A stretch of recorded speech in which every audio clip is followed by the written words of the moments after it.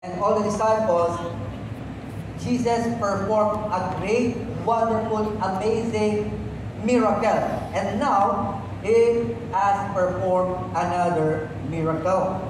And in this passage, we have read that Jesus went ahead of them and then followed by the disciples without them knowing where the Lord Jesus is. And when they were in the middle of the water, yung malaking body of water na yan, no? They saw somebody walking on the water. At nung makita nila, they were afraid. Kasi nga naman, picture yourselves na kayo yung namamangka. Okay, in a boat. Tapos, syempre, wala pang motor boat. So, yung movement ng boat was so slow at the time. And then, it was dark. Dala-dala lang nila, most likely, was a lamp, a small lamp, with a dimmering light, medyo madilim-dilim na mga ilaw. Ganun naman talaga mga lamp nung araw. And then, you know that you are in the middle of the water and you were not expecting to see anything. Probably they might be expecting na may barkong dadaan. No? Pero ibang nakita nila. So, you're there in the boat and then you saw something, siguro mga 30 meters from here, you saw a figure of a person, at lumalakad. Anong mararamdaman mo pag nakakita ka ng gano'n? Siyempre, your hairs on your skin, they will stand, pagkakaroon ka na tinatawag natin na goosebumps. Magtatayuan yan for sure na makakita ka ng taong naglalakad doon sa tubig. Okay? At alam na natin ang nangyari, Jesus introduced Himself, and then Peter asked the Lord to let him walk on the water, but because he saw that there was a disturbance, all of a sudden, natakot at lumubog, then pinikap siya ni Jesus as Peter was called for the Lord to pick him up, at kinuha na siya ng ating Panginoon. Now, in this story, I would like to point out 4 things that we could learn from this story. Okay? Number one is that Jesus is always above what could seek us. Okay, why is that my first point this afternoon? Because the title is Totally Unsinkable with Jesus. Yan, pakita nga muna yung ating title, Totally Unsinkable with Jesus. Pwede natin shortcut na, Unsinkable with Jesus. Okay? Kaya yan ang ginamit ko. I just want to, to say na in this world, when you put things in the water, most of the things will sink, di ba? Including people. Okay, pag tumalon ka dyan at hindi ka marunong lumangoy, ang mangyayari niya, initially magsisink ka niyan, di ba? Until malunod ka. Okay? And then, after some time, you will get bloated, yun ang mangyayari talaga, pag nakababad ka sa tubig. That's the time na medyo aangat ka. But still, your body is sunk in water. Okay? So, ang idea natin ngayong afternoon na to, totally unsinkable. Hindi lulubog. Hindi lulubog. But with the Lord Jesus Christ. So, number one, the first thing that we could learn from this story is that Jesus is always above what could seek us. Okay? Si Jesus na ating Panginoon, makikita natin na lumalakad sa ibabaw ng tubig, which is the first time na nakakita sila na lumalakad sa tubig. In the Old Testament, the Israelites know that their patriarchs, yung mga naunang Israelites, they walk through the water. Bumuka kasi. Pero in this story, si Jesus nakita naglalakad sa tubig. Now, if we are going to consider the laws of physics, hindi pa pwede. Because there's a law of buoyancy. At alam natin na talaga kahit ngayon na hindi talaga pwedeng lalakad ka sa tubig. But Jesus walked on water. Why? Because the Lord Jesus Christ is the creator of everything. It says in the Bible that He created the heavens and the earth. And in fact, the Lord Jesus Christ, before He created things, because in John 1:1, it was the Lord Jesus Christ who created Di ba? In John 1, Jesus is the one, the Word, who became flesh, was the one who created the earth and everything here on earth. Okay, so bago pa nilikha ng ating Panginoon yan, alam niya na in His mind, in His creativity, in His genius, no? In His great mind and power, naisip niya na yung iba't ibang laws na gagawin niya dito sa mundo. Kasama na yung law of buoyancy, di ba? Nakalimutan ko na pinag-aralan ko yan nung araw because I'm an engineer, no? Pero nakalimutan ko na yung law of buoyancy na yan. Pero aside from that, napakaraming mga laws. No? May physical laws, natural laws na tinatawag natin sa mundong ito. God designed all of those. Pati na yung cycle, no? Pati na yung cycle ng tubig. Na water from the surface of the earth, it could be nandun sa ground mismo, sa lupa, no, may baha. It could be waters on the seas, or swimming pool, or lakes, or ponds, or in the rivers, no? Slowly, little by little, these waters, no, will turn into vapors. Diba? Alam na natin yan from science, basic science. And then this vapor will go up, no, to the sky, and then they will join together and will form clouds. And then later, the cloud is so heavy, no, rain drops will be formed, o kaya yung mga snowflakes, and will go back to earth, at sa lupa, magiging body of water na naman sila. Although yung mga snowflakes will become yung mga snow na tinatawag natin. But later, they will still become part of the water. So that is the cycle, no? And the Lord, He designed that. Hindi yan lumitaw katulad ng mga sinasabi ng scientists. That from out of nothing, a big bang occurred, no? Diba sa science, pinag-aaral? Kahit yung elementary, naalala ko yan, tinuturo. Presented, hindi naman tinuturo. It was presented by our teacher, Mrs. Bello, naalala ko pa. That was more than 40 years ago. Okay, so naalala ko pa, it was a big bang that started everything. No? Pero how could good things start from destruction? Kasi sabi yung Big Bang na yan, sumabog eh. Tingnan niyo yung sumabog ng kotse. Can anything come out of an exploded vehicle? Wala. Pero sabi ng mga atheists, no, from that disorder, no, from that destruction in the universe, slowly, through billions of times, everything started to form as it is right now. Planeta, and then yung planeta, bilog-bilog pa, ang ganda eh, di ba? Di ba? Pero hindi, that's not true, because how could a destruction form beautiful planets, bilog, ano, sunod-sunod na gano'n? Sa ating solar system pa lang itong pinag-uusapan natin. Di ba? Pero those things were created, were designed by God, no? Lalong-lalo na itong mga bagay dito sa ating mundo, no? Created by God. Kaya hindi siya sakop ng laws of nature because He is God.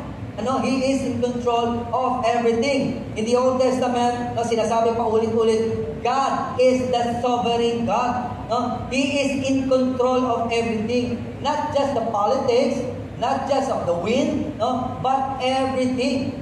That means nothing happens in this world without His permission. Maging yun nangyayari sa inyong mga sitwasyon, it will not, if you are believing in God, and yet something bad is happening right now in your life, it happened, but with the permission of the Lord. He is in control, no? And He is not bound. He is not controlled. He is not under any law. Kaya, He was able to walk on water. Okay? Kamangha-mangha din pag nakita mo yan. And so, no? Tandaan natin, Jesus is always above what could sink us, no? Maging yung tubig na yan na kayang lunurin ang sangkatauhan. By the way, let me remind you that once upon a time, according to the Bible, the earth was once flooded, no?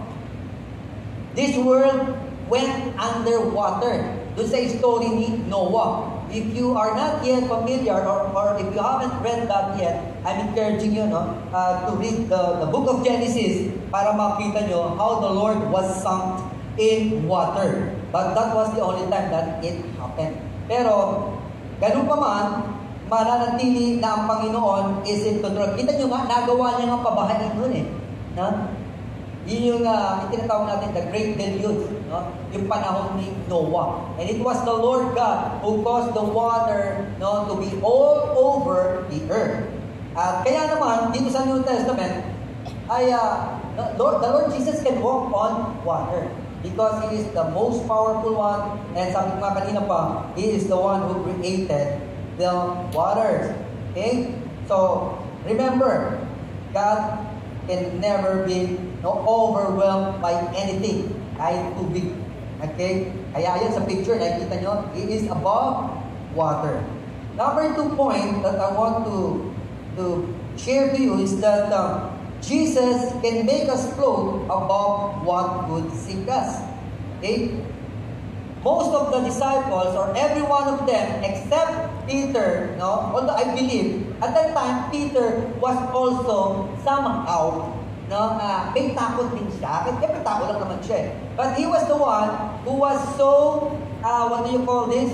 Yung all of a sudden, you will decide, no? Ganun siya, no? He was so, pabigla-bigla. Okay? But also with faith.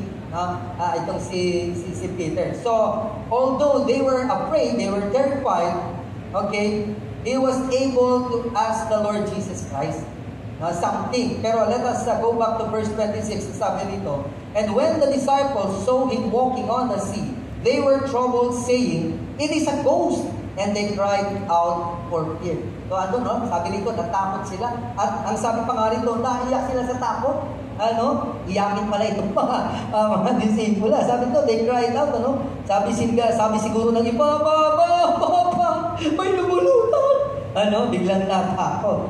Okay, nakakita na po ba kayo ng mga adult na umiiyak? Yes, meron naman talagang mga adult na umiiyak. So basically, siguro iyakin itong mga to. Kaya nung nakita silang naglalakad sa tubig, ay napaiyak sila. Hindi sila makapaniwala sa nangyari. But, although they were terrified, they were afraid, itong si Peter, he was able to master some courage, siguro faith, plus yung kanyang pagiging, yung pabigla-biglang tao, bigla siya nagsabi sa Panginoon. And Peter answered him and said, Lord, if it is you, command me to come to you on water.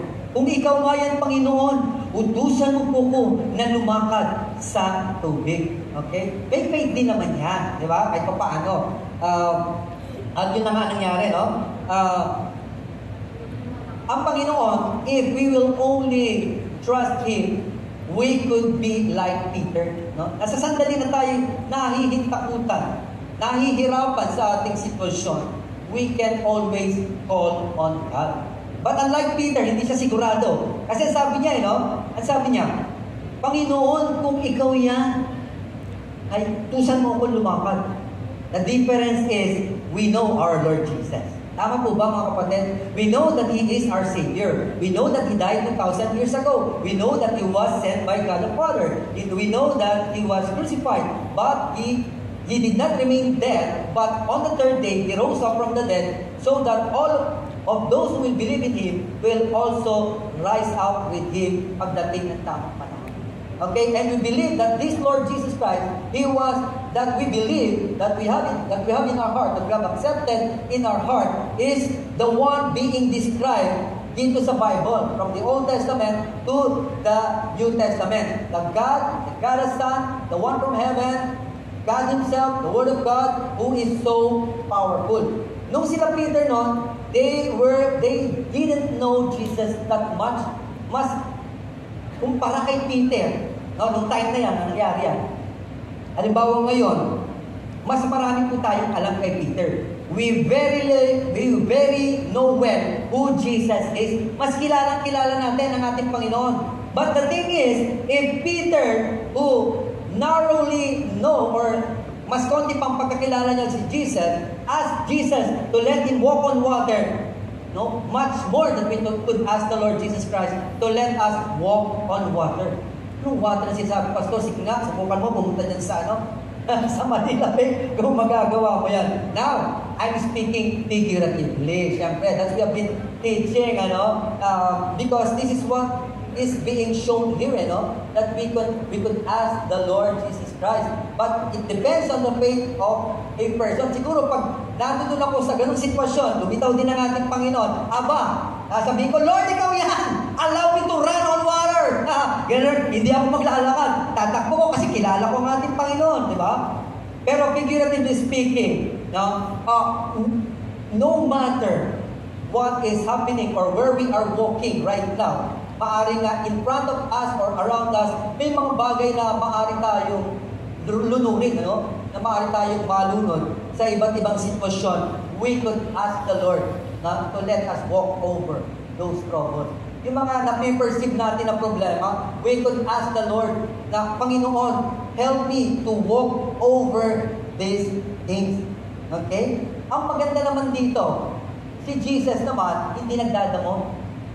Nung sinabi ni Peter, when Peter said, Lord, if that is you, allow me to walk on water. Sabi naman ni Jesus, basahin natin para maganda. He said, come. Simpleng-simple ang Panginoon, Come, sige. Baga, sa ngayon, gano'n na magiging sagot. At yun na nga nangyari, lumakad itong si Pedro doon sa tubig. Ngayon po, sa ating kalagayan, sa nakikita natin sa panahon natin, napaka-bleak ng future. Okay? Pataas ang bilihin. Nangyari ang gera sa Ukraine. When the war in Ukraine happened, lahat ng commodities, they went up. Yung dating 100 pesos, naging 200 pesos. Yung dating 200, naging... Lahat nagtaasan. And the future looks, sabi natin, bleak, as far as the world is concerned, the perspective of the world is concerned, parang malabo, parang mahirap, parang lulunurin tayo ng sitwasyon. Parang lulunurin tayo sa ating mga darating na mga problema sa buhay. Parang hindi natin kakayanin. Parang lulubog tayo. But this afternoon, the Lord wants you to remember that He is the God who is above all. He can make us walk over these perceived problems or perceived trouble. Ano man itong nakita mo na o nakikita mo na o sinasabi sa news na pwedeng mangyari o maaaring mangyari, na tataas pa yung gasolina. Siyempre, sige, pag sinabing magtataasan pa ng gasolina in the next 3 months, siyempre, it follows, the pamasahe will go up, the baboy, manok, the gulay, the kanin, upa, and everything. And yet, yung sweldo ng mga tao, hindi tumataas. So, parang kang malulunod na, Iisipin mo, paano na ngayon ang gagawin ko kapag ganyan? Paano na yung mga anak ko? Paano na makapag-aaral sa private? Yung nag-aaral ngayon, baka matigil na. Or nag-aaral sa public, baka matigil na talaga, hindi na makapagbaon. And then, many of the things that you have been planning, we might not be able to come because of the situation na nakikita, yung mga threats, coming threats. Pero, just like Peter, we could ask the Lord, Lord, it has been predicted, na hindi gaganda ang kalagayan pa because of the war in Ukraine, now the war in Israel, and there is this threat of a war of China against Taiwan. And if that happens, tayo talaga, super damay tayo nito. Maaari tayong matamaan ng missiles, and then yung mga bilihin natin, lalo talaga tataas na dyan. So it's a threat for all of us. But the good thing, as I've been telling you, we can call on God, Panginoon, help us walk over this, Itong sinasabi nila, lalakaran namin to, sa ibabaw kami, kasama mo, because you are God. You are the creator of heaven and earth. Hindi mo kami iiwanan o pababayaan, and you are so powerful to help us walk through the waters or walk through the problems. Amen po ba? Palakpakan po natin ang ating Panginoon. Hallelujah. Ganyan ang kakayanan ng ating Panginoon. But we need to ask the Lord. We need to have faith in the Lord. Sabi nga kanina, may faith din naman si Peter. So, on our part, we need to have faith on God and ask Him, Panginoon, yes, maaaring ang sinasabi sa news na hindi maganda mangyayari, but you will help us. Allow us. Yun lang sabihin natin sa Panginoon, Panginoon, patuloy mo kaming tulungan na malagpasan po na sa ibabaw kami ng problema, hindi kami sa ilalim ng mga problema. And is it possible? Yes, it's possible. Because our God is the creator of heaven and earth, the big God, who owns everything. Gold and silver are yours, sabi ganon. Sa pag-aari ng Panginoon, ang lahat ng mga bagay. And then alam niyo po, may sa nangyayari sa atin ngayon, ay may trend na yung iba, maaaring hindi na sila maging, sabihin natin, scholar, no? Maaaring yung pag-aaral mo, wala na mangyayari. Huwag ganun lang isipin natin. Okay? Yung ibang nagdi-negosyo, maaaring iniisip nila ngayon, wala na, pabagsak na talaga yung negosyo. Kasi sama ng sinyalis. O kaya sabihin natin yung magpapakasal. Okay? Sabihin na po, baka hindi na tayo pakasal kasi pamahal na ang cake. Lalo na kung contest ang kukunin natin, napakabahal ng contest ng cake. Ayan. So, huwag tayong titingin. Kundi, ang titingnan natin tuloy-tuloy ay ang ating Panginoong Jesucristo. Sa Kanya lamang po tayo tatawag. Sa Kanya lamang tayo magtitiwala. Sa Kanya lamang tayo nakatingin. I believe, nung si Peter ay nagsabi sa Panginoon, kung ikaw yan, hayaan mo ko lumakad. Nakatingin siya talaga sa ating Panginoon. Ang sabi po sa book of Hebrews, focus on the Lord Jesus. Look unto Jesus, the author and finisher of our faith. Kasi sa sandali ng matinding trouble, ng problema sa buhay, mayayanig ka talaga, lulunurin ka, lulubog ka sa problema. But the encouragement is, look unto Jesus. Let Him strengthen your faith. Let Him help you go through. Let Him be the one who will help you walk through the waters or the situation. That is our Lord Jesus Christ. Pangatlong punto natin ngayong hapon ito, okay, or lesson is that Jesus can take us out from a sinking situation. Yung point number 2 dito is that there is a trend, may nagbabadya na troubles, may nagbabadya hindi magandang mangyayari. Okay? At sabi ko kanina, we can ask the Lord and He will permit it na malagpasan natin ang mga problema. That we will walk over problems, troubles, and all kinds of threats. Dito naman sa pangatlong lesson, nais kong i-share sa inyo, is that if the Lord, allows you naman to sink in your situation. May ganun May ganun na nangyayari. And I believe na marami sa atin ngayon ay halos yung isang paa o siguro nasa akong na o nasa binti na ang problema sa buhay. Yung iba siguro nasa tuhod na, they are already sunk, or probably some of you or some of our brothers and sisters, they are already sunken up to this level, ng kanilang problema. Okay, yung iba siguro nakaganda, lubog na sa problema. Pero hindi ibig sabihin pinabayaan talaga kayo ni Lord. We could say, according to our theology, sa mga teachings natin, the Lord allowed. That's the right thing to say. The Lord allowed situations that we sink.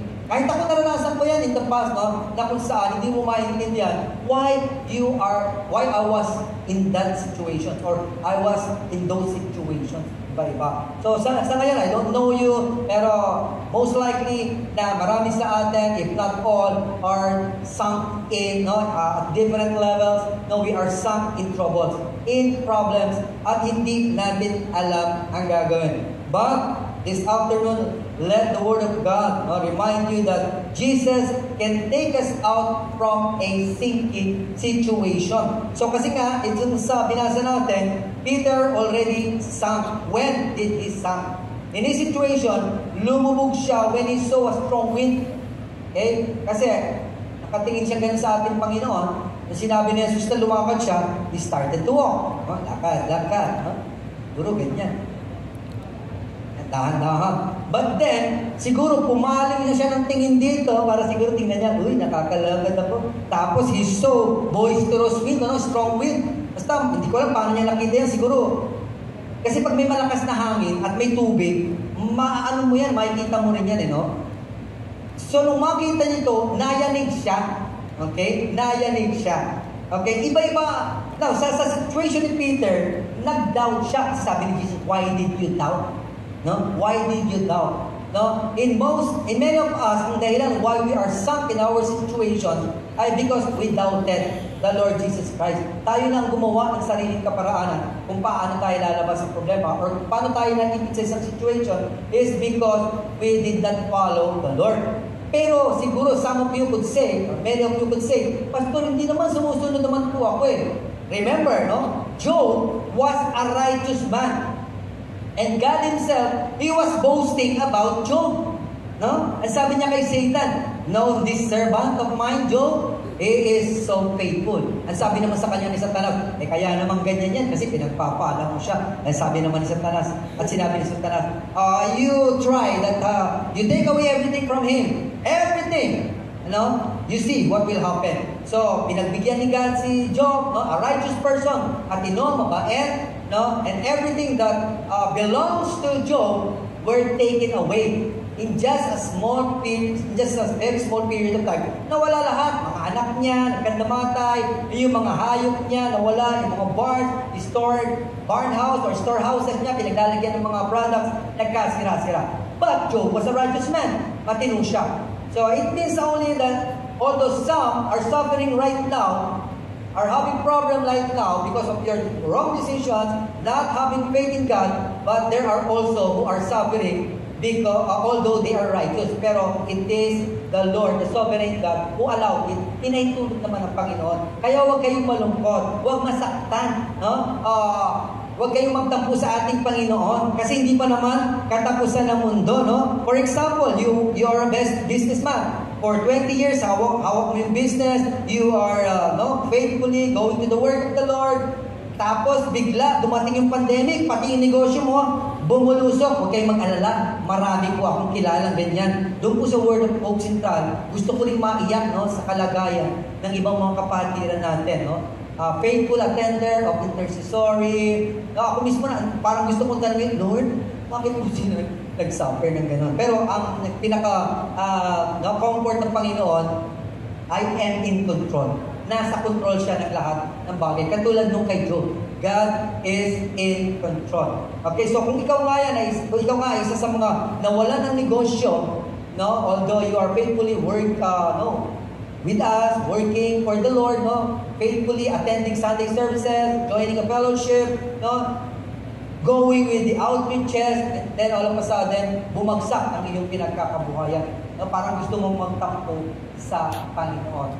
At sabi ko kanina, huwag kang mag-alala, hindi pa tapos. Kasi sa kwento din ni Job, no? After some time, God restored to him everything that was lost. Lahat ng nawala sa kanya, ibinalik naman ni God. At mas maraming beses pa raw.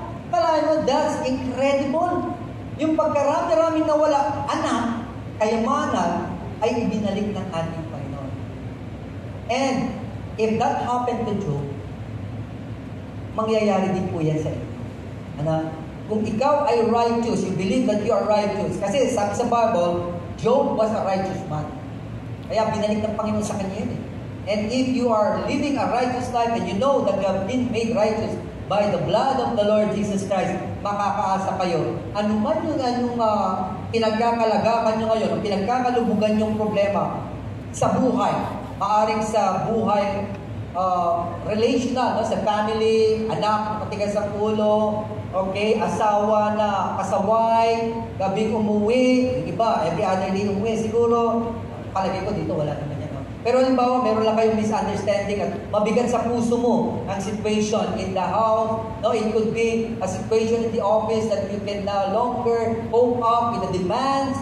Daming pinagagawa sa iyo, hindi mo na kaya. O kaya you are in sales at malaki ang kota na ilang buwan ka nang hindi nakakakota at tatanggalin ka na.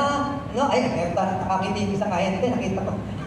May ganun kasi, no? Akala mo hindi ka na makakabawi, lubog-lubog ka na. Yung sasakyan mo, maaaring hindi mo na ma-maintain, no? Dahil wala ka ng pera. At kung ano-ano pa, no? Na mabigat, mahirap na sitwasyon, or isa kang mananampalataya, itinakwil ka na ng pamilya mo, parang feeling mo, mamamatay ka na dahil iniwan ka na ng lahat ng kapamilya. No? You are in a sinking situation. Believe me, this afternoon, Jesus can take you out from a sinking situation. Lahat ng binanggit ko na yan kanina, gaano man kahirap, gaano man ka-imposible, ang sitwasyon na yan, sa Panginoon, walang imposible. He can make you float from a sinking situation. He can take you out from that sinking situation. Halimbawa, ang problema mo, college ka, no? Tapos ang sitwasyon mo, ay sunod-sunod, bagsak yung prelim, bagsak yung mga quizzes mo sa midterm, at hindi ka nakaka-cope up sa iba pang mga requirement, so kalahati na lang midterm. Okay? At sinasabi mo, Lord, nagsiserve naman po ako, pero mahina po talaga ang ulo ko, paano po gagawin ko dito? Well, with God, nothing is impossible. Di ba sabi ko kanina pa? At He can take you out from that sinking situation. Kung alam mo na mahina ang ulo mo, paano kayo save ni God? Ask the Lord for wisdom. Ang sabi gano'n sa James 1:5, if anyone lacks wisdom o nangangailangan ng katilinuhan, let him ask of God, who gives it liberally. Pag nangingi ka raw, handang ibigay at saganang ibinibigay sa Diyos. So ang gusto ko lang sabihin, nothing is impossible. Kahit sa sitwasyon ng isang college student, the Lord can take you out of that situation. Okay, halimbawa naman, ang sitwasyon mo ay nagkabaon-baon ka na sabihin natin, nagkapatong-patong ang credit card mo. Sino pong may credit card na? Halimbawa, credit card ang yung sitwasyon, naalubog ka ron sa isang credit card situation, account mo, and then, para mapatungan mo, ay may nag-offer sa'yo, big savings bank ang nag-offer sa'yo. Yung isa, big savings bank. Yung sumunod, big savings bank. Mas maganda ang ino-offer. Okay? Now, kung nangingi tayo ng tulong, nangingi ka ng tulong sa Panginoon, Lord, save me from this. Baon na po ako sa credit card ko. 100,000 na po. Hindi ko naman, 10,000 lang yung inutang ko. Ngayon, naging 100,000 na. Pero ito ang masasabi ko, nothing is impossible with God. But the thing is, we need to ask the Lord and we need to wait for His answer. Darating po talaga yan. Maghintay-hintay lamang tayo sa tamang timing ng ating. Huwag natin pangungunahan ang ating Panginoon. It's not difficult. Nothing is too difficult for the Lord. Kung ang mundo nilikha niya, kung ang lahat ng bagay ay Kanya, paano pa kaya na hindi niya kakayanin na ibigay sa Kanyang anak, sa iyo, yung hinihingi mo na pa-bail out sa sitwasyon mo. Halimbawa, credit card ang sitwasyon nyo, ay how much more God is willing. God is the good Father, sabi ng Panginoong Jesucristo. How much more God, who is the good Father, pinagmamalaki ng Panginoong Jesucristo, na hindi ba ibibigay niya sa kanyang anak yung mga hinihingi ng kanyang mga anak. So whatever sinking situations you are in right now, just pray to God. He is your Father. He is your Father. He wants you to get out of that sinking situation. Amen. That is our God. Yan po ang ating Panginoon. Nais niyang alisin tayo sa ating inalalagyan. Hallelujah. Glory to Jesus. Now, yung pang-apat po na nais kong i-share ngayong hapon na ito ay Jesus can stop an overwhelming situation that could sink us. So yung isa kanina, yung unang punto natin, Jesus cannot be sunk. Pangalawa, Jesus can allow you to float and not let you sink. Pangatlo, if you are already sinking or you are sunken, the Lord can take you out of the sinking situation. Okay? Itong pang-apat ay similar, okay, sa una. Okay? Sa pangalawa. Number 4 is Jesus can stop an overwhelming situation that could sink us. Anong kaibahan nun? Doon sa isa. Yung isa is that naiisip mo pa lang naman na sa pagtansya mo, okay, na ganito ang maaaring mangyari. Okay? At humiling ka sa Panginoon and He can let you pass through or let go above it or walk over the situation na iniisip mo alamang. Okay? Dito sa number 4 is that there is a definite overwhelming situation that could sink you. Nandyan na yung banta talaga, clear and present situation na. Nararamdaman mo, nasa tabi mo na. Nandyan, nangyayari na talaga sa kapaligiran mo ang sitwasyon. Bibigyan, ano ba magandang halimbawa rito? Okay, dumating na ang mga inchik. Nandyan na, sa bandang Sambales. May mga barko na sila.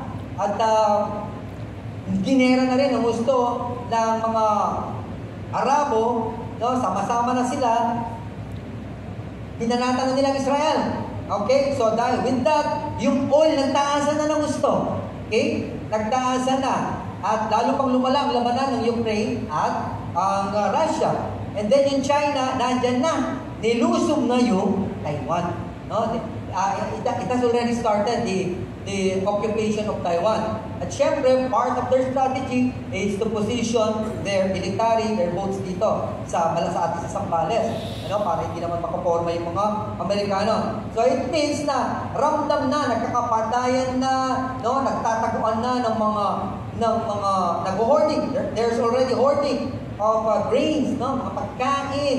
Nag-iingat na ang mga tao. Lahat nagmamahala na. Okay? So ano ngayon ang mangyayari sa atin kapag ganito? Now, if this is happening right now, Jesus can stop an overwhelming situation that could sink us. Pwede tayong manalangin no? Because prayer is so powerful. Alam niyo po ba mga kapatid, that in Revelation, the prayer of the saints is like an incense. Ang incense ay ano po yan ginagamit noong unang panahon sa pagsamba sa Diyos. Yung insenso na tinatawag, it's for worshiping God, no? Incense. So gusto ni God ang insenso.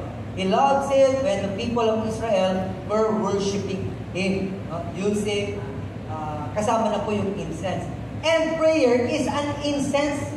Yung ating panalangin, mabango pala ito sa pang-amoy ng Panginoon kapag nananalangin.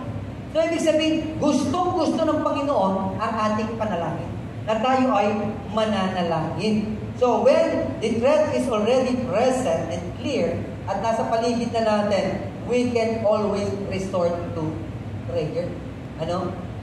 Lagi tayong pwedeng tumawag sa Panginoon upang ang sitwasyon na yan ay matigil. Although dito sa ating binasa, ang sabi nito sa verse 32, and when they got into the boat, si Peter, the wind ceased. So, si Peter kasi, nandun na siya sa situation na malakas na talaga yung hangin. Kaya siya biglang lumubog, takot siya. Okay? Now, kung ganun ang sitwasyon, ay katulad ng ginawa ni Peter, he just continued to ask God. Okay? At when the Lord moved, kinuha siya sa tubig, and not only that, God stopped the boisterous. Yung threat na maaaring magpalubog mismo sa kanila, maging dun sa bangka na yon, tinaruroonan ng mga disciples, God, the Lord Jesus, stopped it. So, mababasa natin yan, balikan natin, doon sa binasa natin kanina, sabi rito,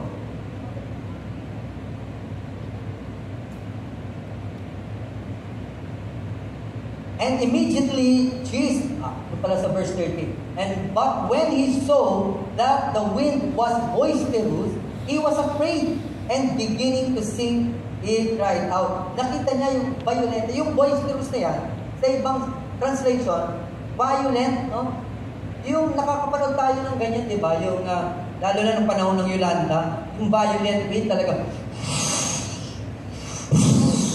gumagano'n, na talagang kayang warakin ng mga bahay at magtangay ng mga sasakyan.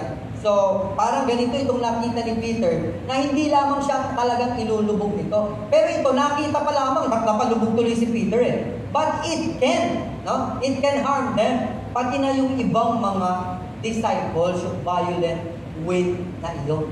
Pero in this story, we can see, we have read that the Lord Jesus Christ, He was able to stop. Hindi na nga nila talaga hiningan na patigilin ng Panginoon na tumigil. But naging threat ito. It was a threat for them, not only to Peter. Although si Peter kasi ang pinakabida rito, at siya yung una nakakita, na makita niya, lumubog siya, pero nang hindi siya ng tulong sa Panginoon, ay inihawon siya ni Lord Jesus, tinanggal siya dun sa tubig, kung saan nakalubog na siya, na helpless na siya, wala na siyang magagawa, and then yung pinaka-threat talaga, yung overwhelming threat of the boisterous or violent wind, ay pinatigil ito ng ating Panginoon.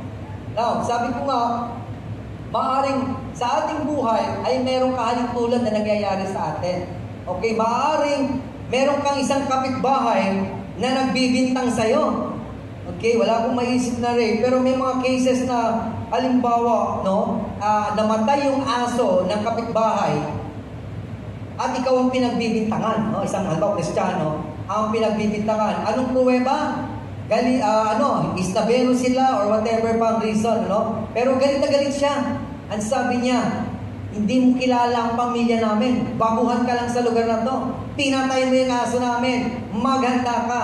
Tingnan mo yung likuran mo at ang pamilya mo, yung mga anak mo. Tingnan natin, no? Kung anong magagawa ng tapang mo na yan. Ganyan pa. Siguro yung banta ng tao, no? Pero kahit ganun ang isang situation, yung threat ay talaga na malala, no? Matindi na. God can stop that situation. Pwedeng all of a sudden, no? Katulad po nung nangyari kay Pastor Bob. Ikwento ko na rin sa inyo. Pastor Bob, sino po nakakilala kay Pastor Bob? He was the first pastor of Word of Hope Manila, pero nalipat na po siya dun sa Cainta. And last year, something, sabihin natin, tragic happened. Yung anak niya na lalaki, kilala niyo ba yung anak niya lalaki? Both of them, Pastor Bob and his son, they were fond of motorbikes, no? Hindi lang basta-basta bike. Ang kanilang big bikes, ano? At yung klase ng bike na yon, alam niyo yon, yung pag medyo gumanong ka ng pusang babalik na gano'n eh. Pag binitawan mo nga yung motor, gaganon yun eh, no? Tatayo siyang mag-isa no? Yung anak niya, ganun yung klase, no? Ibig sabihin talagang, they were so fond of biking, no? Motorcycle.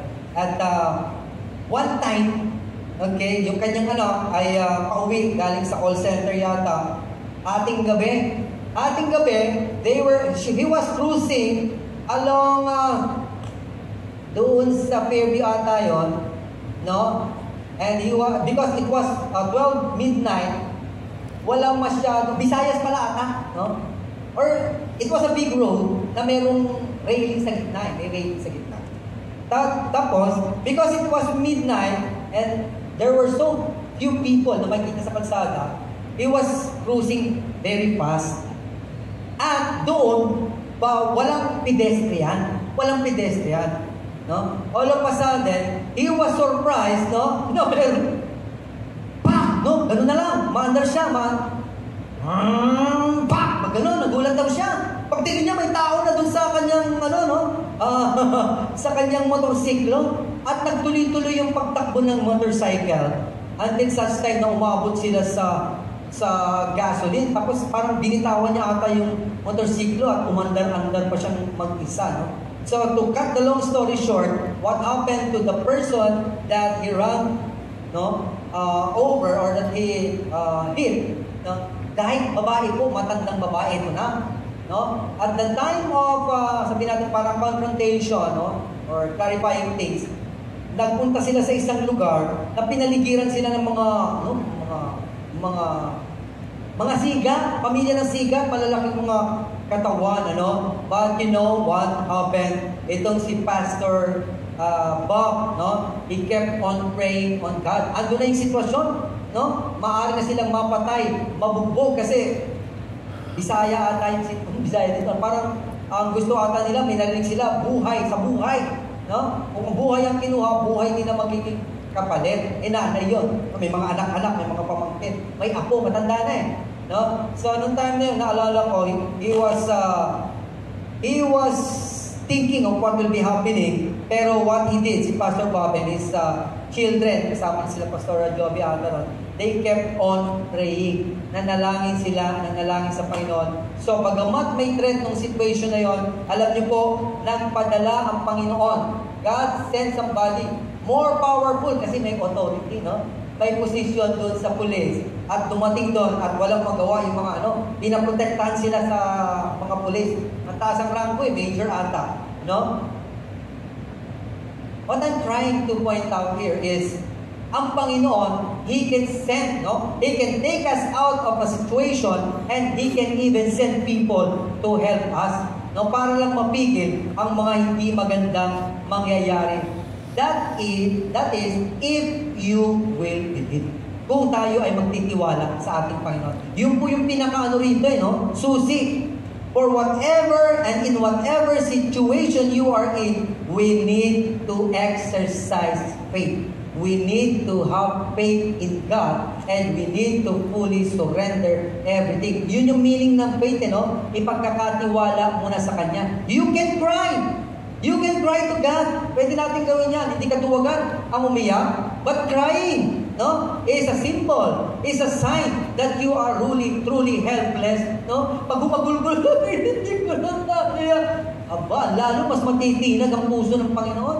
No, sa mga tatay, tatay ako, when your children cry, nakita mo kahit lumumukha lang, no? Naaantigan lang namin ng mga tatay. God is a good God. No? How much more na hindi siya matatas, no? Na hindi niya tayo pagbibigyan kapag tayo talagang nanampalataya sa Kanya. And we show Him, no? We do gestures that will convince God that we have faith in Him. Yun na nga yung sinabi ko kanina. We could cry. We could kneel down before the Lord. We could spend many hours in prayer to God. And that is faith. No, hindi yung alam mo may problema, nanalangin ka, natulog ka na lang, nanood ka ng TV, nagsini, pumunta sa bundok, quiet time na doon, titingin-tingin sa bundok.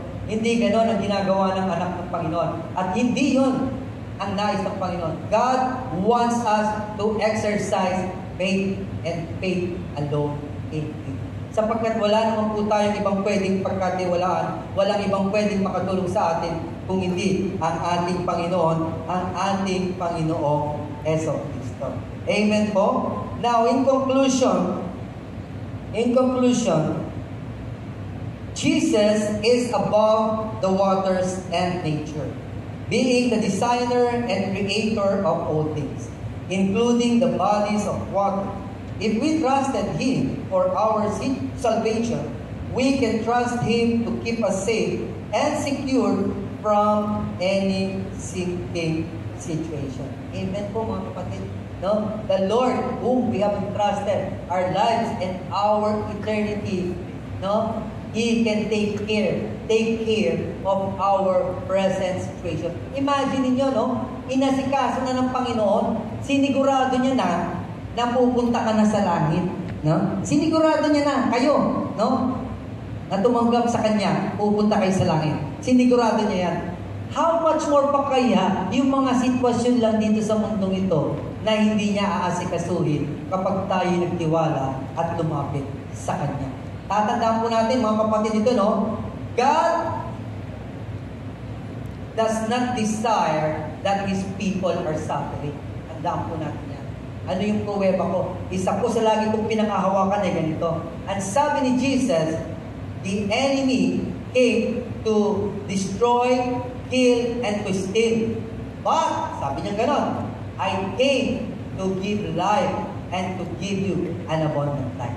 Hallelujah! Ayun na, yung sinabi niya to give you life ay magbigay ng buhay, may buhay na wala hanggan. Hindi tinapos ng Panginoon sa ganon. And to give you an abundant life.